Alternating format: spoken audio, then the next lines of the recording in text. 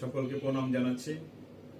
আপনারা জানেন যে সারা দেশে অব্যাহতভাবে সংখ্যালঘু বিশেষ করে হিন্দু সম্প্রদায়ের উপর নির্যাতন আবার বেড়ে গেছে। আমরা দেখতে পাচ্ছি বিভিন্ন জায়গায় হিন্দু সম্প্রদায়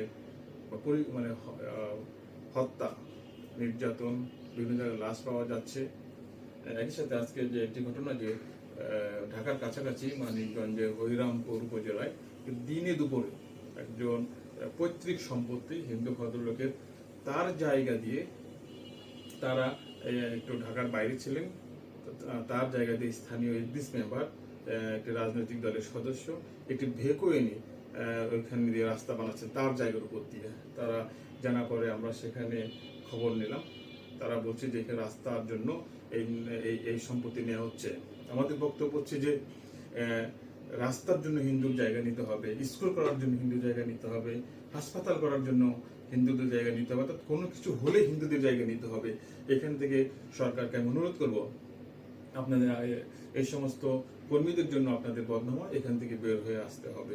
কারণ আমরা দেখেছি যে নির্বাচনের পরে নিরঙ্কুশভাবে দেশের সংখ্যালঘু হিন্দু সম্প্রদায় বিএনপি, বাংলাদেশ জাতীয়তাবাদী দল বিএনপিকে ভোট দিয়েছে এবং বিএনপি বলেছিল একটি আমব্রেলা নেশন, অর্থাৎ যেখানে সকলে মিলে একটি জাতি তৈরি করবে। কিন্তু আমরা দেখতে পাচ্ছি বিএনপি সরকারের বিগত 100 দিনে সংখ্যালঘু নির্যাতন, বিভিন্ন জায়গায় সংখ্যালঘু নির্যাতন হয়েছে এবং এই সংখ্যালঘু নির্যাতনের ক্ষেত্রে আমরা দেখেছি যে এখনো পর্যন্ত পদক্ষেপগুলো ঠিক মতো নেওয়া হয় নাই, যথাযথ পদক্ষেপ নেওয়া হয় নাই।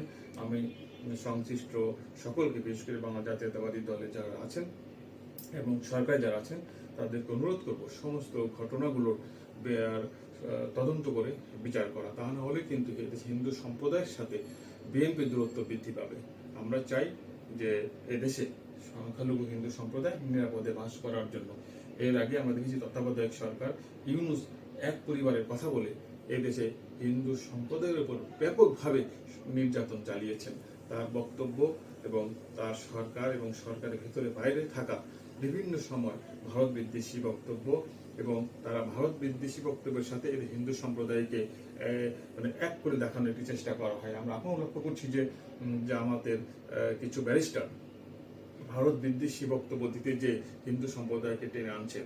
আমাদের বক্তব্য হচ্ছে আপনারা ভারত বিদ্বেষী বক্তব্য দিবেন, সেটা আপনাদের ব্যাপার, কিন্তু হিন্দু সম্প্রদায়কে টেনে আনবেন না। আমরা জানি যে এই দেশের রাজনীতিতে ভারত বিদ্বেষী একটি বক্তব্য রাজনীতিবিদরা প্রচলন করে, বিভিন্ন দলের রাজনীতিবিদ এটা করে থাকেন। কারণ আমাদের দেশের রাজনীতিবিদরা জনগণের সেবা করে মানুষের কাছে পৌঁছানোর